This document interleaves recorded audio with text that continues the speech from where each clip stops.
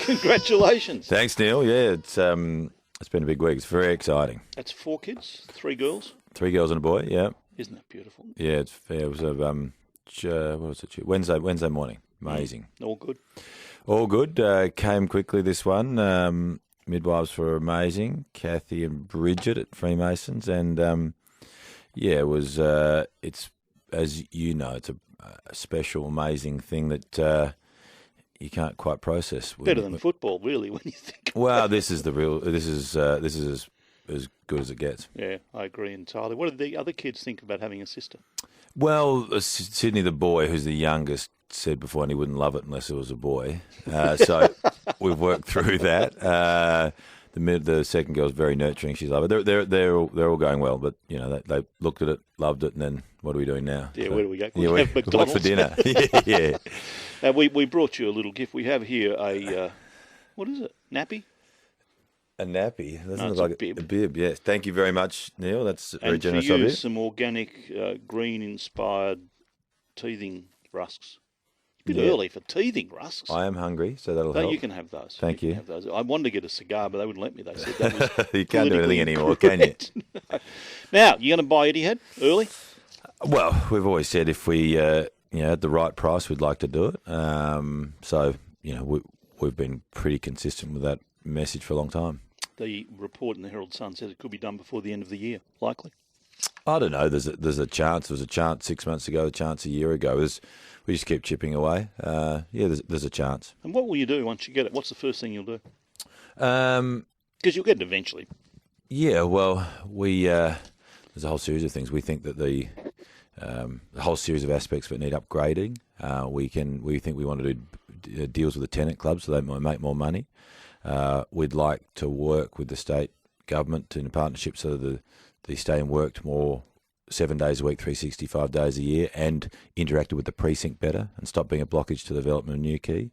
We want to make have certainty around access for all other sports and events and work with promoters. So we think there's a lot of things we could do. So why you get it for nothing really in 2025? Why bring it forward? What are we talking about? Well, you'd only really be buying essentially the cash flows if you did it for the next year. So you hopefully pay for it in debt and you pay that down with the cash flows. And really what we want to do is make it a better spend money in the stadium for our supporters and our fans, and also better tenant deals for our clubs so they can make some money, and then work on making it a stadium that our supporters really want to come to. 150 million's quoted in the paper, correct? I don't know. Depends where we get. You're still negotiating. Yep. 96900 693 13 13 32. Buddy Franklin and Shane Mumford. Do you think that's been handled adequately? Is it over? I mean, the sledging. I'm of the view that if someone apologises and they accept it, then it's done. I noticed, I think it's Wayne Carey writing today about bullying on the football field. Now, isn't that part of the game, a bit of bullying? Well, I think that... It's a physical game, for heaven's sake. Yeah, I think bullying is part of our game in a physical sense. I think intimidation's part of the game. I think verbally trying to get in people's head is part of the game. I can't have a different view since I did it as a player. But what did you do? I think that actually trying to put people off their game verbally as well as physically is part of it. What was your worst sledge, though? What did you say? However, Neil, you used to sledge Andrew Demetriou, I heard. No, well, but there are just areas that I think that we can't go there. So I think that people accept that,